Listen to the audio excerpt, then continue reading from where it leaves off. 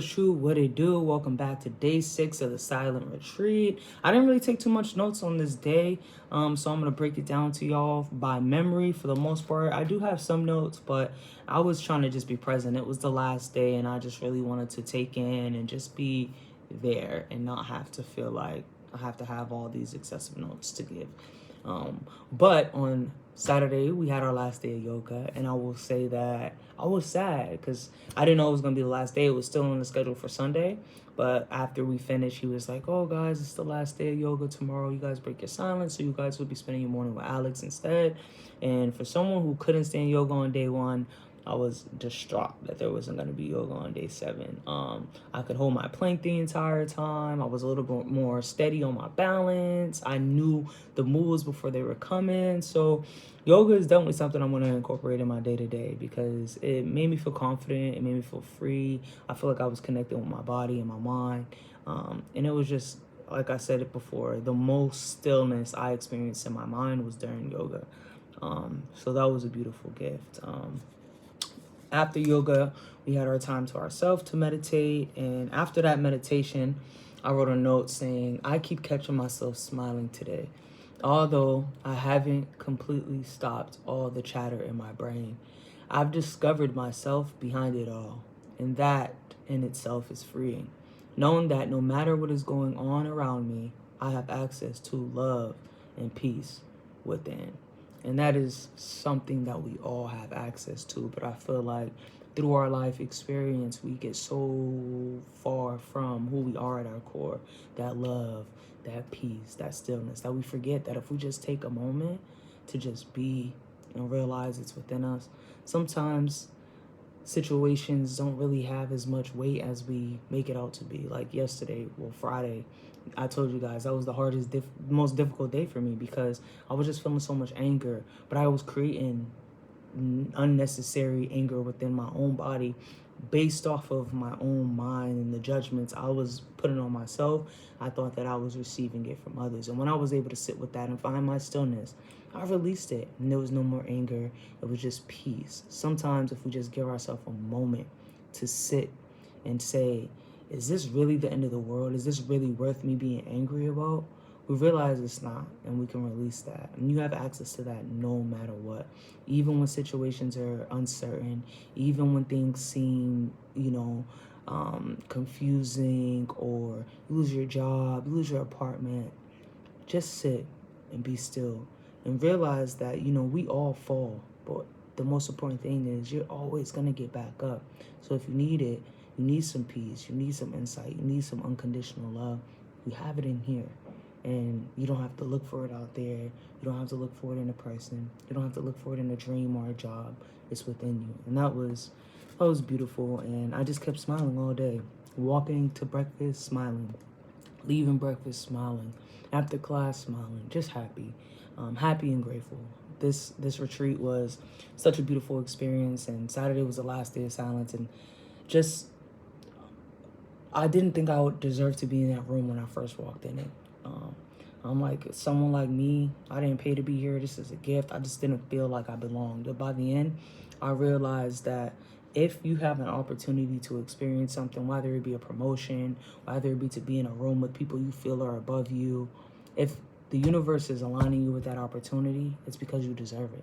You deserve everything that you think that you deserve. So don't count yourself out. Don't allow yourself to believe that you don't belong. Because if you're there, you belong. And I'm grateful for that. We also learned, I've said this a million times, but forget all the stories and pay attention to what is. So we had class with Alex again at 11, and that was one of the messages I wrote down. Forget all the stories and pay attention to what is. Stop believing all the stories you told yourself. You're not smart enough, you're not this, you're not that, or even the ones that you are. Release that and remember at your soul, at your core, your peace, your love, your stillness, and that you can be whoever you desire to be. You don't have to be what you thought you wanted to be in your past. If you're a doctor and you want to be a poet, if you're a basketball player and you decide you want to be a nurse, you don't have to stick to the role of the I am this, I am that. Life is too short to lock yourself in to being one thing. You are whoever you desire to be. But at your core, you're peace. your unconditional love, and everything else is constantly changing. So don't be so stuck in your ways that you don't allow yourself to evolve. You don't allow yourself to change because you're stuck on a story that you've been telling yourself for so long. Free yourself of that and allow yourself to pursue and just be. Because the only thing that's promised in this life is that we're going to change, we're going to evolve, and that we're all going to get our tickets punched someday, right? One of the notes that I took in quotes I wrote, we are already dead. Everyone is already dead. And he told us a story around it, and I forgot to write down the details, but that's a fact. And if we live our life just surviving and doing what other people want us to do, or only allowing ourselves to live life based off the limitations we gave ourselves in our mind, I'm not smart enough to do this, I'm not strong enough, I don't know enough about this, then we never will fully live. And life's too short not to live. A lot of us just survive, and we spend most of our lives for just surviving. Until I was 27, I was just surviving until I decided to get sober and allow myself to see something different and live. So if I could take anything away from this particular day, is that you don't have to continue living a life that doesn't bring you joy. Continue living a life that doesn't bring you peace. Drop all the labels and become whoever it is that you think is going to give you the most happiness, that's going to give you the most joy. And it might not be easy at first. It takes work. It doesn't happen overnight. But again, life is too short not to live the happiest life. So give yourself that. Give yourself the freedom to do so. So after that, we had the class, and he talked again about micro meditation, which is what I explained to you guys before. Taking 1 minute out your day, multiple times a day, to just sit with yourself in silence, whether it be in the back of a taxi, in between tasks, on your lunch break, while you're waiting in line for your coffee, just taking a second, not scrolling on your phone, and just being in peace and quiet and connecting with you. Not everybody has an easy time when it comes to meditation, because a lot of misconception around it is that meditation is stopping thought. It's not stopping thought. Thought you can't control. You are not your mind. You are not your body. But you don't have to give every thought attention. It's like a fire that's lit in your mind. You don't have to continue to pour fuel on it. So when the thought comes, let it pass. It takes 90 seconds for a thought to fully just dissipate from your mind. So if it's there, don't give it attention, and learn to just sit and be still with it. Every thought doesn't require you to engage. So that was that. We separated. We went into our rooms, or into our integration time. And during my integration time, I kind of just started feeling anxious. I told you guys this before, but something about me going back into the regular world just made me real anxious. I was content. I was happy. I was at peace. And now the responsibility to maintain that peace, maintain that connection with self, was going to be on me. And it was the first day out of the entire time that I felt anxious. And I'm a person who had physical anxiety attacks almost every single day. Like, where I have to go sit, hold myself, talk myself through it. And I didn't experience that the entire time I was there until Saturday. And it was wrapped around the fact that I was leaving. But you know, I've been gone for a week now, 2 weeks now. And I've been able to maintain some of the discipline that I gained while I was there in regards to connecting with myself, creating space to meditate, do my yoga, stretch, and I'm in control of how much I engage with, you know, my phone and everything else, and that gave me some type of peace. So during that time, I just sat with that anxiety and let it go through me. And then we met up again at 3:30 for our next class. And I wrote after that, I said, forgiveness is for you. It isn't about freeing the other person, but instead freeing yourself of the attachment you have to them through anger and resentment you're carrying. See, these people already are experiencing their own shame, guilt, and maybe even embarrassment that will never be able to be expressed in an apology. So forgiveness will release you and put out unconditional love and understanding that frees you from the latching on to the pain of that experience. And I've already forgiven my parents, but it made me be even open to a relationship with my father, my biological father. I don't need a dad. I'm 30 years old, but I'm open to having him as a friend, because when you understand that everybody was conditioned based off the experiences that they had in their life, it kind of makes you think that, like, you know, nobody intentionally would hurt you if they knew how to express or experience whatever emotion or feeling they had in a better way.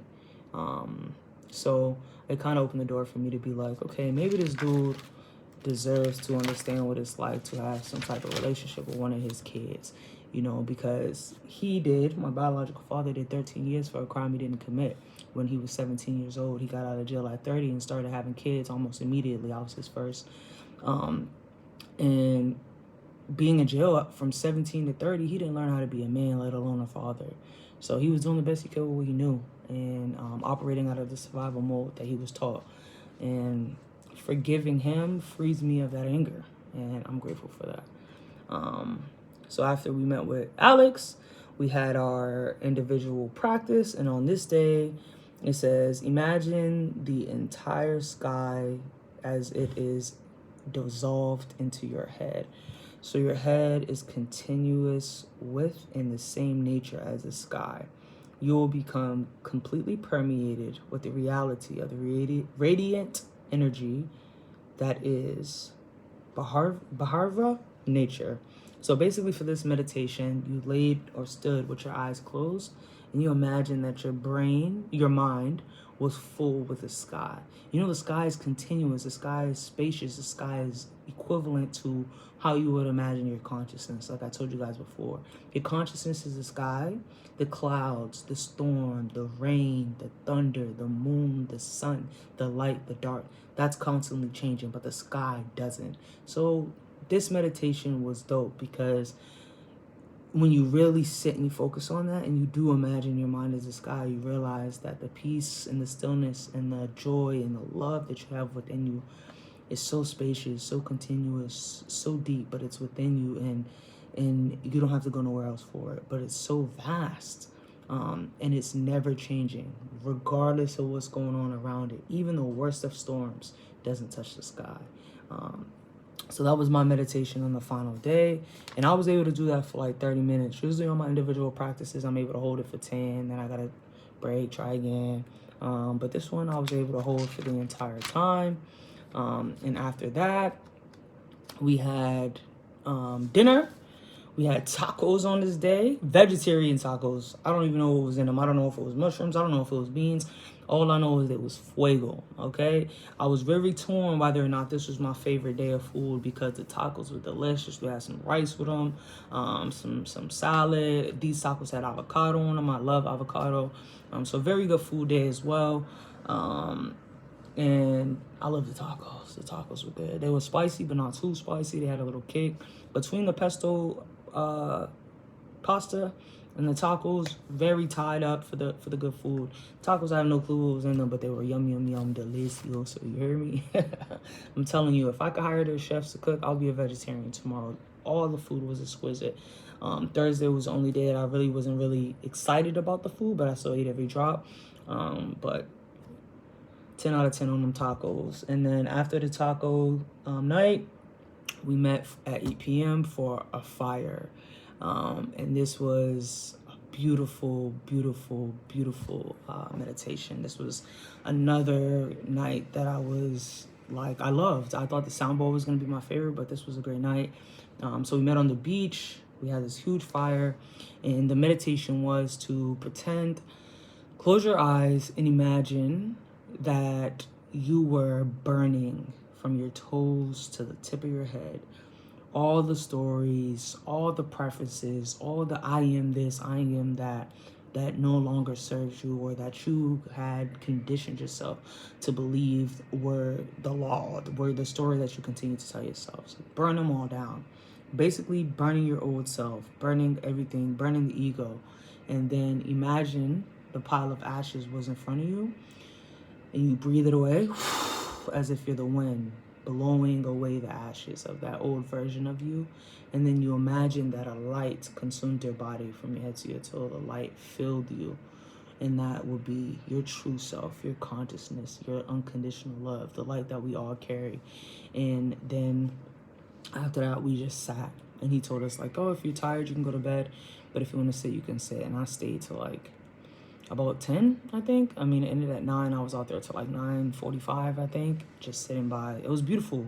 A fire, water, and then there was a class of intentional movement, I think it was called, for a form of meditation where you just move your body to the music. Like, it's no structure. You just move your body to how the music makes you feel. But the music they were playing was just like, I couldn't be still. I was in my meditation pose, just jamming. The music just was on point for the vibe that we had. You know, like, we were on the beach, the fire's going, we're all just releasing the energy of all the negativity, all the stories that we told ourselves, all the limitations that we gave ourselves, and just like allowing this new light, this new feeling, this new true self to take over. And the music just was on point. It was beautiful. I sat out there for a while, and we all just were. And it's just beautiful how you connect with people in silence. We're all sitting around this fire. We're all connecting over this silence. We're all just on the same path of trying to become better versions of ourselves, trying to understand who we are better. And it was just such a gift. That was the final night. I think I took some notes when I went back to my room after that. And let me see. But I loved it. I loved it. I said, I'm grateful I was given the opportunity to be here. It seemed like perfect timing.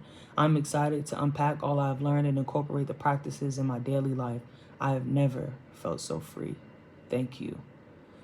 And that was that. I also wrote, which I've shared on my social media, everything I ever wanted that I did not get, I could live without.